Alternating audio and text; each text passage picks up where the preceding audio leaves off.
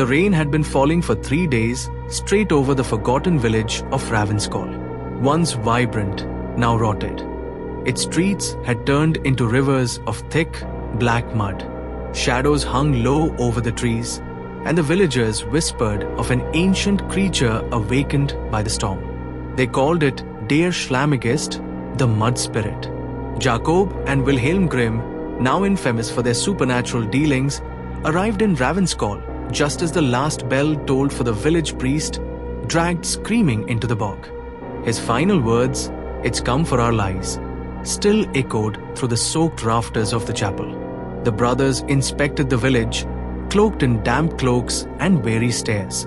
They found claw-like ruts in the soil, trees split from the root, and a trail leading deep into Graven Hollow, a forbidden swamp the locals had sealed off generations ago. With lanterns raised, they crossed the bog bridge, slick with moss and bone-white roots. Rain hissed against the surface as Jakob slipped and plunged waist-deep into the slop. Wilhelm pulled him free, only for both to freeze as a humanoid figure emerged behind them. Its skin wet clay, face featureless, but watching. Suddenly, it collapsed into a splash of sentient sludge, crawling toward them. They ran. In the swamp's heart, they found a sunken shrine, half-buried statues, decapitated angels, and a stone altar with ancient Grimm family markings.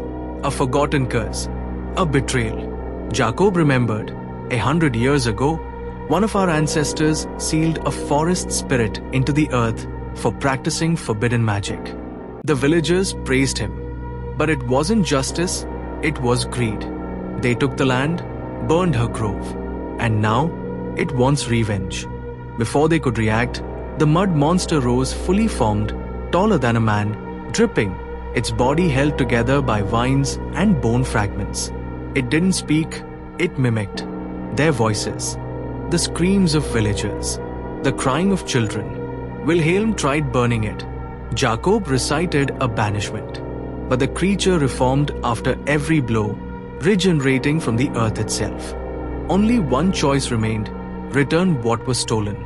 The brothers unearthed the altar, found the buried relic, a wooden talisman shaped like a heart, still pulsing. As they held it up, the mud boiled, the wind howled, and the creature began to lose form. But it wasn't enough. Jakob whispered, "A life must be traded." Before Wilhelm could stop him, Jakob pressed the talisman to his chest, and his body began to dissolve, turning into roots, bark, and peat. The monster shuddered, its form collapsing, reabsorbing Jakob's sacrifice. The mud calmed, the rain ceased. Only Wilhelm remained, soaked and sobbing at the altar, cradling his brother's coat. Behind him, the forest grew quiet, but the trees now whispered in Jakob's voice. The curse was broken, or merely waiting.